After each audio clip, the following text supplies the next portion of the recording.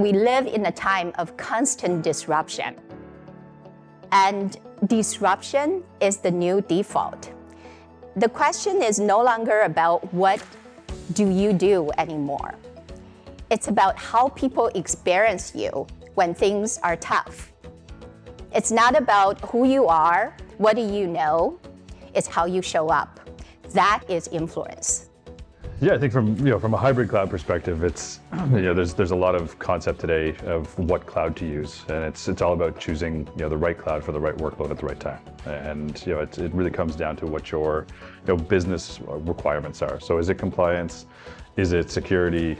Is it performance? Is it cost predictability? And I think when it comes down to the concept of using something like hybrid cloud, is it gives you a bit of best of both worlds.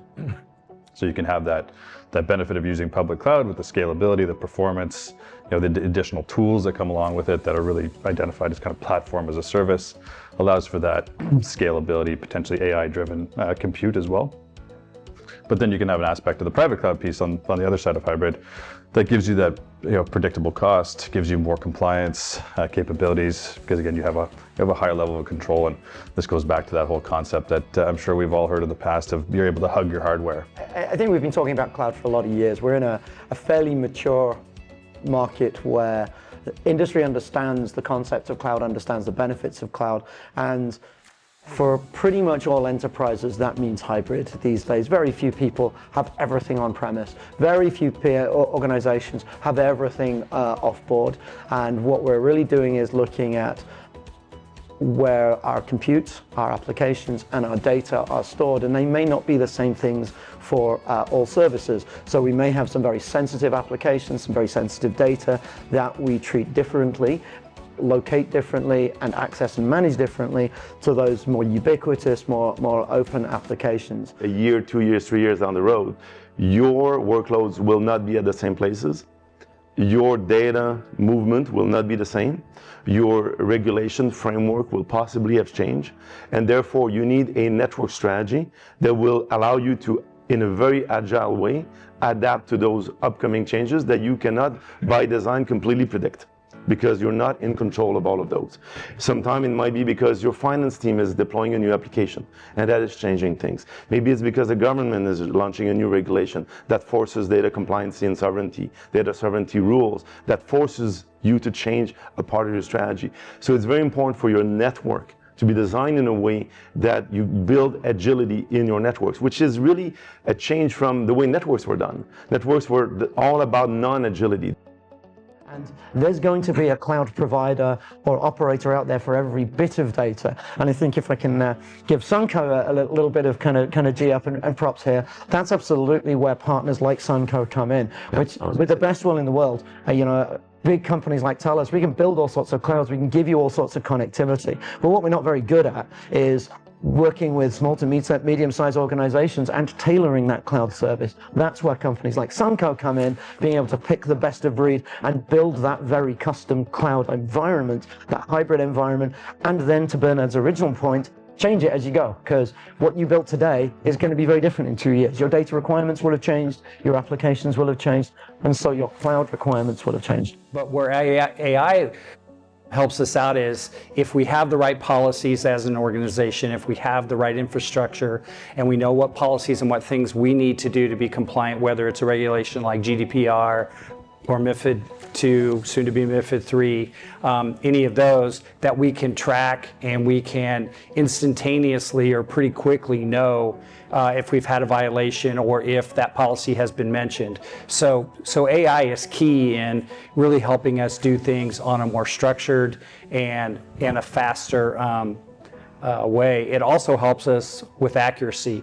Report after report after report, shadow AI is a massive problem for organizations. All the policies and processes that you put in place are fine, but everybody in this organization, somebody is probably putting confidential information into ChatGPT this morning. So it's a real challenge for organizations to try and stay on top of that and try to stay ahead of that. It creates a wider kind of threat vector, more opportunity for information to leak out accidentally. But we're also seeing with bad actors, using AI in very creative ways. Instead of being scared, educate yourself. learn, and compliance comes with knowledge. The more that we know about something, the more that we can help protect ourselves. And so, it's really important to train your staff to talk about these things with your staff. We've been working with AI for quite a while. However, things are really escalating very, very quickly. And that's one of the things, or perceived dangers, I think, with artificial intelligence is the rate of new capabilities, the new technologies, and all of this information being pushed back down onto the different businesses and organizations is very, very overwhelming. What most of the business does is cybersecurity is being added on. Like it's bolted on instead of built in. So if you're starting tomorrow, I would say start with being built in. Then look at your compliance, with the AI changes. Then you get a full view picture. People, process, technology, you can handle all those three. That's where I would start. And this way, it's built in. It's not bolted. I look at the Canadian MSP market, and today it's $20 billion. They say in the next 5 years it's going to go up to $40 billion. So I think it's also businesses realize that you can't just do this all on your own. You need to get outside professional help and consultative help to say, what else should I be doing? And that's why I think the market's growing so big in the MSP space out in Canada and in the US as well. And now it's, hey, let's collaborate. Let's try to get some other eyes on this. We don't have enough staff. We don't have enough man hours internally to do this. Let's find some other people to help out. If you don't have the InfoSec policy in place, there is nothing to follow. There is no guideline, right? And who makes the policy? It's you. If you're a senior management, you are responsible to create that policy. Yes, IT is responsible to make sure the policy is so and so created, but at the end of the day, it's the senior management is accountable for the policy, right? So if the policy is there, it's much more easier to enforce how often it's being backed up, how often it's being tested, how many backups are in place. So how do you fix most of the problem is through the policy. You want to make sure that your systems are protected. You can be up and running against in case something does happen, and just make sure that your data is protected. And that could be done by just using these kind of best practices that have been in place forever. And I think IT organizations are finally realizing that if I just do this block and tackling, that's going to at least get me in a good position, and then we can figure out the other stuff as it goes along. The other benefit for an MSP using it is that, the less vendors you have, the less logons, the less portals you have to go into from a security aspect, it reduces your security posture threat. Most IT people would say that, having more logons, having more portals you need to log on to increases the chance of something happening. So I'm a believer in just as long as my customers or end users are at least getting EDR from someone, getting doing backups, doing all the right stuff. I don't care if it's Acronis, Datto, Commvault, you name it. Take the right steps to make sure you're protected. It could be a mix of all, right? In your opinions, what is the most promising AI technology that's currently out there? You want to go first, Cooper? The one that solves the problem you actually have.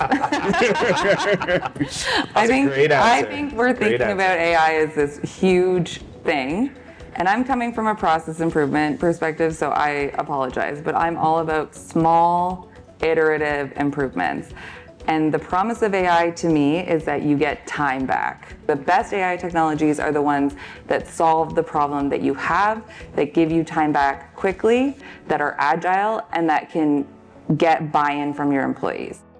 Start small, pick one channel, one workflow, solve that problem, solve that headache, get you an hour back, or reduce tickets coming in, whatever that scenario is, and then iterate, move on to the next one. Solve one headache, be able to put up a nice presentation in the quarter that look at what I optimized, give me some more budget, let's go back and do this again for another problem. If you don't understand your job and you don't understand what you're trying to get out of it, there's a gap between having the AI do it all by itself. We're not there, I wouldn't say entirely, but having it human accompanied, moderated and challenged on what's happening in real time, I think there's a good gap there. And it just comes back to the same lesson. The AI is here to help enable us to get to our next potential. It's not here to take away what we're doing. It's here to give us the room to do that.